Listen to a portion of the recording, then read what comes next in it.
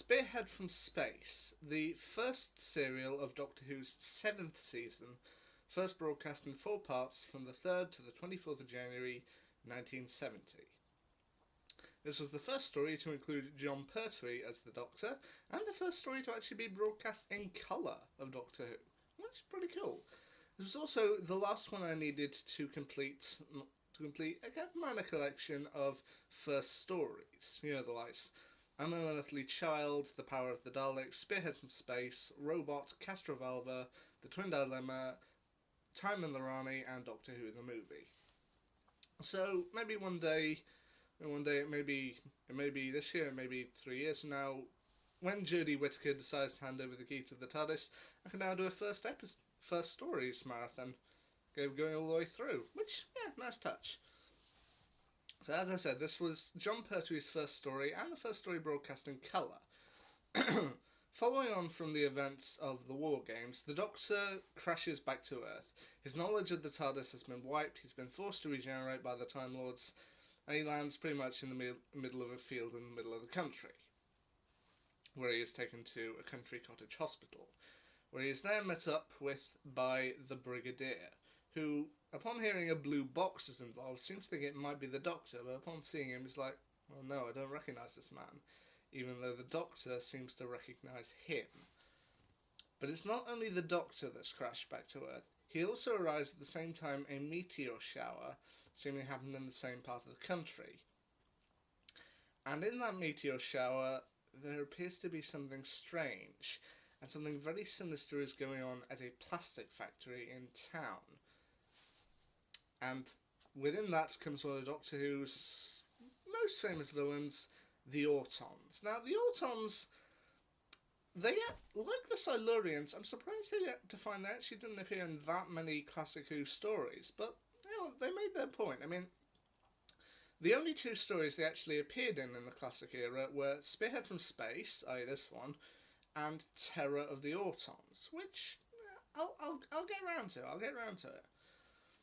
They were supposedly also supposed to be used in another Classic Who story, a 6th Doctor story called Yellow Fever and How to Cure It, but that story was ultimately never made. Until eventually they returned with Rose in 2005. To which, I will say this about the Autons. I think they're a fine villain to use here. I mean, they didn't have to do what they did with Patrick Troughton's Doctor, which was have a familiar villain in order to establish, yeah, this was still the Doctor. They chose to introduce something new, which I did like, and I will admit the Autons are iconic. The only slight problem I have with them being used here is that in Rose, they may seem... It is supposed to be a villain of... that Rose can deny it for as long as possible. Say, okay, it's just some people in masks messing about until she realizes it's actually aliens. But they are still kind of mechanical. They do still kind of run in a fairly sinister way.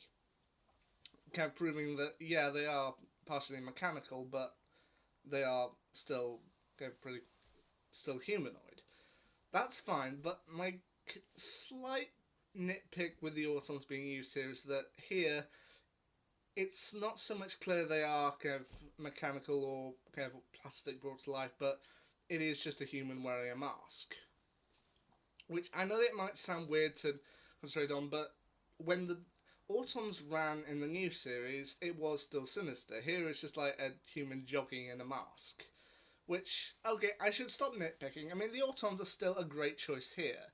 I mean, once again, Jon Pertwee, I said before, is probably my favourite Doctor of the Classic era, and I think he gets off to a good start here. I mean, he does show that he does need time to recover, i.e. regeneration sickness that would be used by the other Doctors later down the line, but as well he does seem to get into the swing of things. You got the introduction of his new companion, Liz Shaw, played by Caroline John, who... She's presented as this person who's mainly focused on her research. I mean, she doesn't actually want to be at UNIT. She wants to be back at Cambridge where all her research is, even though Nicholas Courtney's Brigadier says, no, we really do need you here. But she does, I think, provide a nice balance with the Doctor. Someone who is mostly kind of career-orientated and just wants to get back to her research. I think it's a nice touch. The Autons aren't the only kind of obstacle the Doctor has to deal with. He also has to deal with a selection of people. For example, there's an Auton seemingly created in a more human form, played by Hugh Burden, called Channing, who kind of explains why everything's doing what they're doing, why the Autons are trying to do this, saying, "We have colonized a million other worlds, we have conquered them, and we will do so the same with Earth." Which he can do. He can do the humanoid stuff, but he can also seem very sinister. I should also mention that this is the first Doctor Who story to actually be shot entirely on film. I have mentioned in a previous classic review that sometimes it was clear which ones were shot on sets and which ones were shot on film, because there was kind of a clear divide. This time you got the entire thing on film, and while it may seem a little grainy, considering this was in the 70s, it does still hold up fairly well. You've also got a kind of good character named Hibbert, played by John Woodnutt, who is... I think he's kind of like... I can understand why we're doing this. I don't necessarily want to be doing it. I mean, I don't really want to hurt people, and the Doctor has to kind of convince him that Channing is evil. But I think he provides a nice balance as well. The other minor thing I will say about this episode that is possibly a minor complaint is the death effect.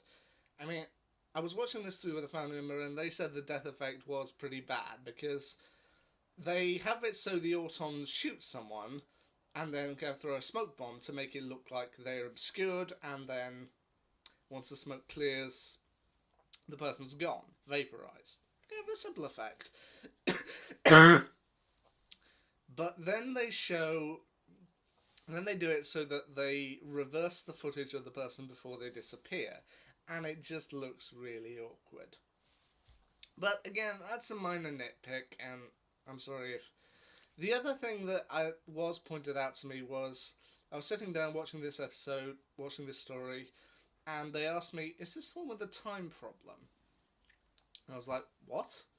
And they eventually looked up and said, no, the one with the real problems arise is in Mortrin Undead, which I haven't watched yet. Maybe I'll get around to it someday, but supposedly most of the unit stories were actually taking place not in the present, i.e. the 70s when it was filmed, but rather they will usually take place further down the line. i.e. the Web of Fear is supposed to take place in the mid-70s, as is the Invasion.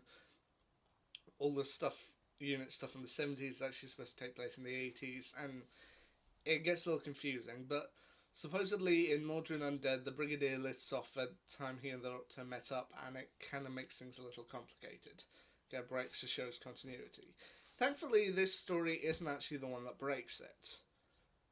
I wasn't even aware that this was supposed to be set in the 80s.